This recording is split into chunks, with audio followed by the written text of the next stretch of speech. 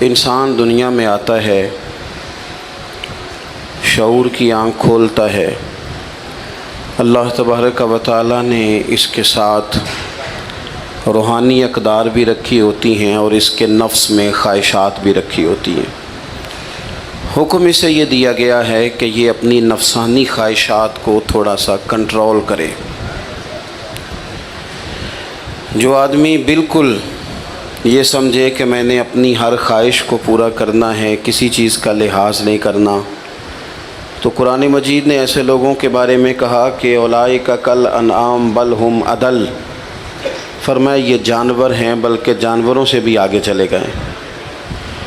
جو تھوڑا سا اپنے آپ کو، اپنی کچھ خواہشات کو کنٹرول کرے، کہیں کسی جگہ اسے جھک جانا بھی آئے، کہیں کسی جگہ اسے معاف کرنا بھی آئے، تو اس نے انسانیت کی اقدار کو سمجھ لیا ہے۔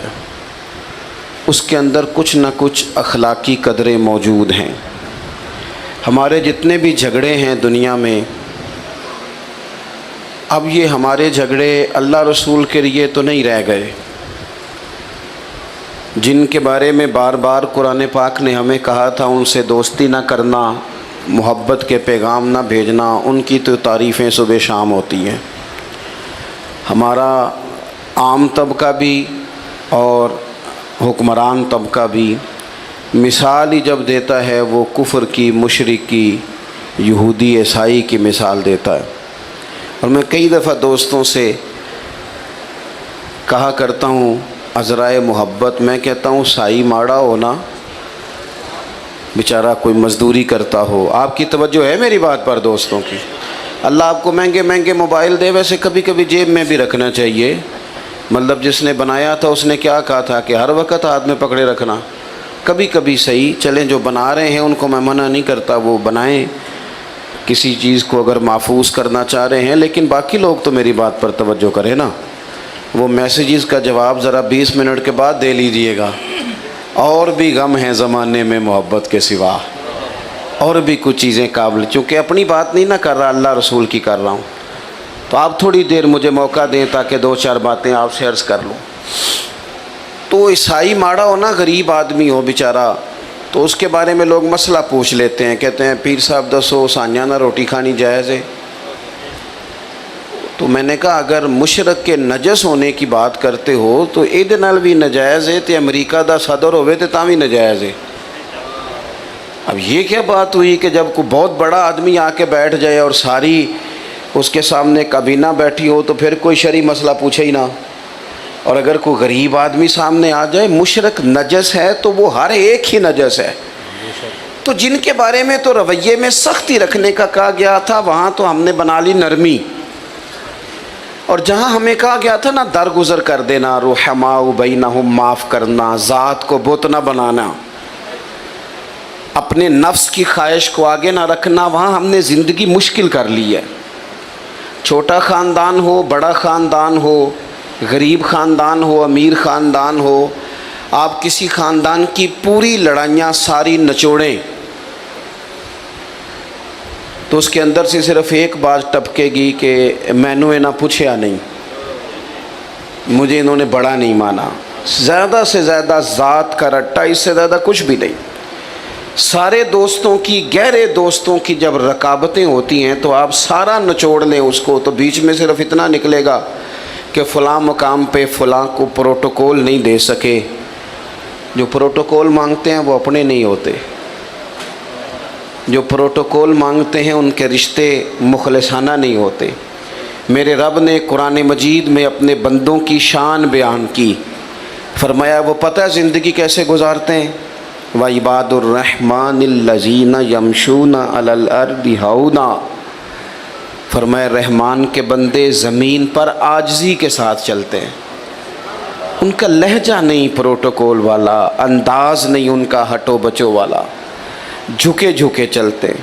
اور جتنا پھل زیادہ ہوتا ہے اتنا جھکاؤ بھی زیادہ ہوتا ہے، جتنا بندہ بڑا ہوتا ہے اس میں عاجزی بھی اتنی زیادہ ہوتی ہے۔ جو اعلیٰ ظرف ہوتے ہیں وہ ہمیشہ جھک کے ملتے ہیں، کیونکہ صراحی سر نگو ہو کر بھرا کرتی ہے پیمانے۔ جو بندہ جتنا بڑا ہوتا ہے اس کا جھکاؤ اتنا زیادہ ہوتا ہے. تو اگر اس کی گردن میں سریا زیادہ ہے تو اس کا مطلب ہے بڑا نہیں ہے, ابھی اس کو بڑا ہونے میں وقت لگے گا. قرآن مجید نے زندگی گزارنے کا اصول یہ دیا کہ تیرے لہجے میں عاجزی ہو, تیرا ملنا, گفتگو کرنا, آنا جانا اس میں انکسار ہو. اور 2 جملوں میں میرے نبی پاک علیہ السلام نے بات اتنی کھول دی کہ ساری حقیقتیں ہی اندر آ گئیں. محبوب فرمانے لگے تو رب کی رضا کے لیے عاجزی کر. حضور فرماتے ہیں, یہ ترمذی میں موجود ہے, فرمایا تو اللہ کی رضا کے لیے جھک جا, رب تجھے عزتیں عطا فرما دے گا. عزت اس بات میں ہے کہ تیرے اندر جھکاؤ کتنا زیادہ ہے. عزت اس بات میں, ہمارے ہاں بعض لوگوں کا یہ خیال ہوتا ہے کہ عزت شاید کپڑوں کا نام ہے یا گاڑیوں کا نام ہے یا بنگلوں کا نام ہے. حالانکہ میں نے اپنی چھوٹی سی زندگی میں یہ دیکھا ہے کہ کھرب پتی بھی بندہ ہو نا, لیکن اگر لوگوں کو شک پڑ جائے نا پیسہ جائز نہیں, تو اپنے لوگ بھی کہہ رہتے ہیں کہ مجھے پتہ ہے کیسے آگے گیا ہے. لیکن بندہ کھرا ہو, سچا ہو اور چھوٹا سا افسر ہو اور ٹوٹی کرسی پہ بیٹھتا ہو تو بڑا مہنگا آدمی بھی دروازے پہ کھڑا ہو کے کہتا ہے یار بندہ بڑا کھرا ہے, نہ سفارش سنتا ہے نہ رشوت لیتا ہے. تو اس کا مطلب ہے روب کپڑوں کا نہیں ہوتا, روب تو بندے کے کردار کا ہوتا ہے. اس کا کردار. حضرت سیدنا فاروق اعظم رضی اللہ تعالیٰ عنہ کیسر روم ڈرا کرتا تھا, رومی سلطنت کانپا کرتی تھی. کیوں؟ حضرت عمر کا تو ایک گن مین بھی نہیں تھا. اصل بات کیا تھی؟ انہیں پتہ تھا کہ مزاج کچھ اور ہے, طبیعت کچھ اور ہے, انداز کچھ اور ہے, اور کوئی ظاہری دب دباؤ نہیں, بلکہ ایک دن بیٹھ کے تمام صحابہ نے مشورہ کیا, کہا جناب حد ہو گئی ہے. حضرت ابو بکر صدیق کے زمانے میں تو اسلام پر غربت تھی, اب تو اللہ نے بڑی وسعت دے دی ہے, 50 ہزار دینار صحابہ کو مال غنیمت میں ملتے ہیں اور جناب عمر کو بھی ملتے ہیں. لیکن عجیب بندہ ہے, گھر سے نکلتا ہے, مسجد سے نکلتا ہے اور گھر جانے تک سارے بانٹ دیتا ہے. جناب عمر سے کہنا ہے جناب حضور نے فرمایا ہے کہ اگر اللہ تعالیٰ وسعت دے تو اثر دیکھنا پسند بھی کرتا ہے, اچھے کپڑے پہننا تو کوئی دین کی مخالفت نہیں, لیکن آپ کا وہی کرتا پھٹا پرانا تو کوئی ایسی بری بات نہیں, اچھا لباس پہننا دین اس کو پسند کرتا ہے. تو آپ کپڑے کیوں نہیں نئے سلواتے؟ بڑے بڑے وزیر مشیر آتے, ہمارے بچے جب سیانے ہو جائیں تو وہ مشورے بھی دیتے ہیں نا بڑوں کو. میرے ایک جاننے والے ہیں, تو میں شادی پہ جا رہا تھا تو میرے آگے آگے وہ جا رہے تھے, تو انہوں کا بچہ انہوں نے مشورہ دے رہا سی, کہہ رہا سی ابا جی اے ہن شادی تے نا میٹھے چولاں تے سالن پا کے نہ کھایا جے بستی ہوندی بندے دی. تو وہ میں تھوڑا سا آگے گیا تو میں نے کہا پتر تو لیٹ ہو گیا, ٹائم نہ ہوندا تے سارا ٹبر ہی سیانا ہونا سی, تو ذرا دیر تجھے ہو گئی. بھائی اصل پہ رہنے دیں, اصل چیز جو ہوتی ہے اس میں تکلف نہیں ہوتا, اصل میں تکلف نہیں ہوتا. اور جب آپ کچھ چیزیں ملمہ سازی کر کے لیتے ہیں, ملمہ سازی, ہمارے ایک بزرگ ہیں وہ فرماندے ہیں, کہتے ہیں جدوں دے منڈیاں مینوں کاٹن والے کپڑے پوائے نے, میں تے ویاہ تے کدے رج کے روٹی نہیں کھادی, انہوں نے تو میرے اوپر بوجھ ڈال دیا ہے, تکلف پیدا کر دیا زندگی میں. حضرت عمر سے کہا جناب, سب صحابہ نے بیٹھ کے مشورہ کیا کہ فاروق اعظم سے کہنا ہے کرتا نیا سلوائیں, قربان جائیں. سادی زندگی کسی پر بوجھ نہیں بنتی. جو لوگ اٹھ کے آ جاتے ہیں نا اپنے کام سے, ان کو شوق نہیں ہوتا فوٹو کا, وہ پیچھے بیٹھ کے بھی گزارا کر لیتے ہیں. میرے جیسے لوگ جنہیں مسئلہ بن جاتا ہے ویڈیو میں آنے کا, ان کو تو سجنا سنورنا ہوتا ہے. حضرت عمر سے کہنا ہے کرتا بدلنے, پیسے کس کو برے لگتے ہیں؟ اچھا جی کہنا تو ہے, پر وہ شعر تو بتاؤ جو عمر سے بات کرے گا. تو حضرت ابو دردہ کہنے لگے ایک بندہ ہے نا جن کی بات عمر مان لیتے ہیں. کہا وہ کون؟ کہنے لگے مولا علی شیر خدا. حضرت علی کی خدمت میں عرض کی حضور بڑے بڑے وزیر آتے ہیں وہی پرانا کرتا, آپ کہیں نا سیدنا عمر سے کرتا نیا لے لیں. تو حضرت علی کہنے لگے میں جو کہوں وہ مانتے ہیں, پر میں نے نا حضور کی بارگاہ میں جو سبق پڑھا ہے وہ عمر کے ساتھ بیٹھ کے پڑھا ہے. جو میں جانتا ہوں وہ تم نہیں جانتے. بات بھی تمہاری ٹھیک ہے, میں کہوں گا تو عمر مان بھی لیں گے, پر یہ والی بات میں نے بھی عمر سے کوئی نہیں کرنی. کہا پھر آپ بتائیں, آپ سنیں, اللہ جزا دے آپ. کہا پھر آپ بتائیں کیسے کہیں؟ تو حضرت علی کہنے لگے حضرت عائشہ صدیقہ سے کہو، وہ ماں ہے مومنوں کی۔ حضرت عمر جلدی مان جائیں گے۔ حضرت عائشہ کو ساری بات سنائی، پیغام دیا۔ جناب عمر دوڑے آئے، اماں جی میرے لیے کوئی حکم؟ سید عائشہ کہنے لگی دیکھیں اسلام میں بہترین گنجائش بھی ہے اور اللہ نے وسعت بھی کر دیا، تو نیا کرتا پہننے میں حرج کیا ہے؟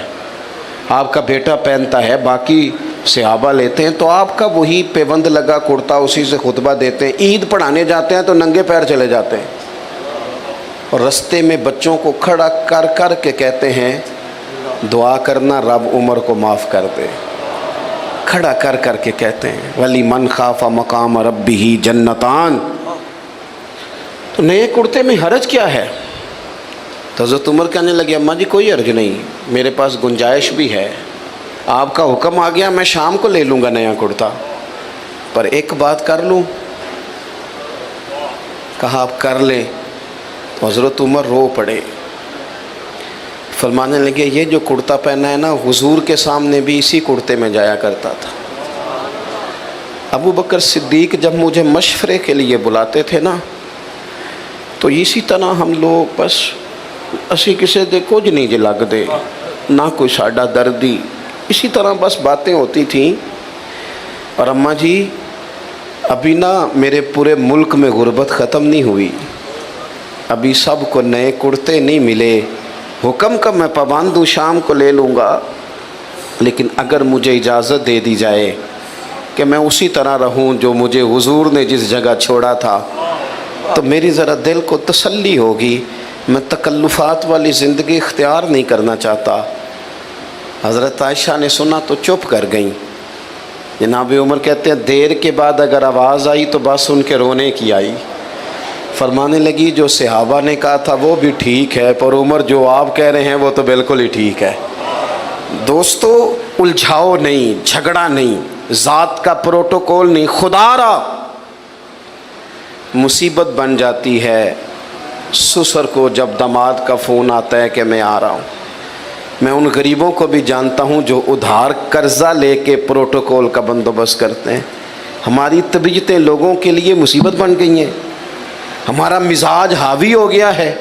ہم تو یہاں تھوڑے دن کن فی الدنیا کانک غریب او عابر سبیل، حضور نے فرمایا تھا مسافروں کی طرح رہنا، راہگیروں کی طرح دنیا میں وقت گزارنا۔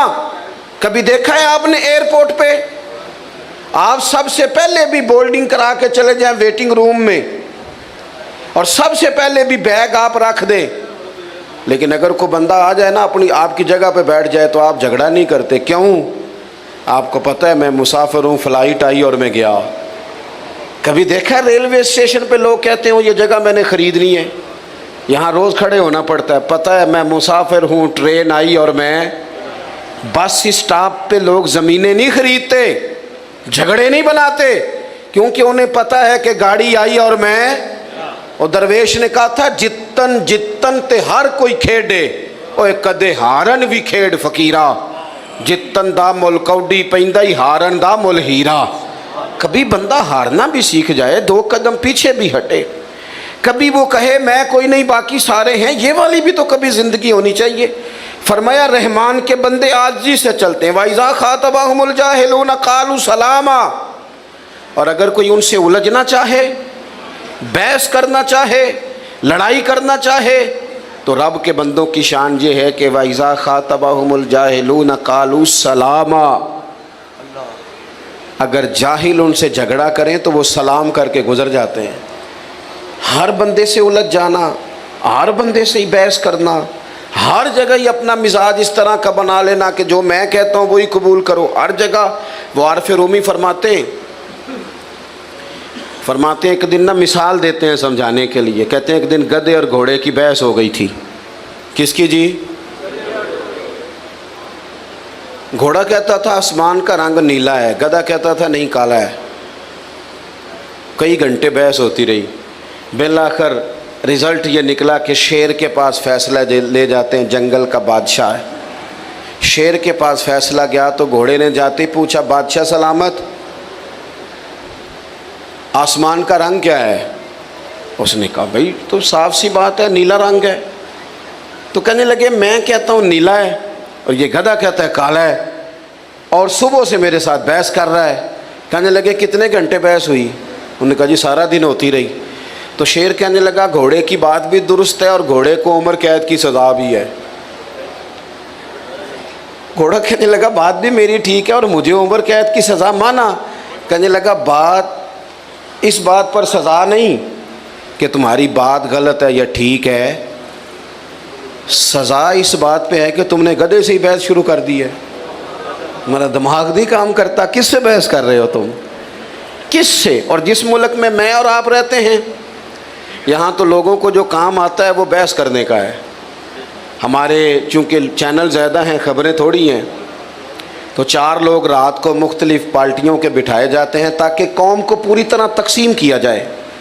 پوری طرح 4 مختلف لوگوں کی رائے لو، جتنا جھگڑا زیادہ ہوگا اتنا پروگرام زیادہ دیکھا جائے گا، تاکہ قوم زیادہ سے زیادہ تقسیم ہو، الجھاؤ ہو. ہر جگہ بحث ہوگی، کوئی ایک بیانیہ تو ہو جانا چاہیے ایک جیسا. ہر جگہ بحث، نکل آئیں، الجھاؤ نہ زندگی میں پیدا کریں. اتنی ٹانگیں نہیں ہمیں پھیلانی چاہیے کہ جاتی دفعہ بندہ اکٹھی کرنا چاہے تو پھر اس سے اکٹھی نہ ہو سکے. اتنے جھگڑے بندہ کر لے زندگی میں کہ وہ جاتی دفعہ معافیاں بھی لینا چاہے تو اسے معافیاں بھی میسر کہاں کہاں جائے معافیاں لینے. کچھ تھوڑا سا نا انسان کو کہیں درگزر کہیں چھوڑ دینی چاہیے بحث. حضرت عمر بن عبدالعزیز بادشاہ تھے اور آج کل تو جمہوری حکمران ہوتے ہیں نا، 4 ٹانگیں کرسی کی ہوتی ہیں تو ایک نہ ایک کامتی رہتی ہے. لیکن وہ لوگ مطلق العنان ہوتے تھے، بادشاہت تھی ان کے، اطاعت کے حلف ہوتے تھے. اتنا بڑا آدمی باہر رات کو نکلے ہوئے ہیں سیر کے لیے، 2 سپاہی بھی ساتھ ہیں. تو ایک آدمی نا کھیتوں کو پانی لگایا تو رستے میں ہی سو گیا ہے. سو جاتے تھے ہمارے پرانے بزرگ دیہاتوں کے نا، وہ کھیت میں ہی سو جاتے تھے.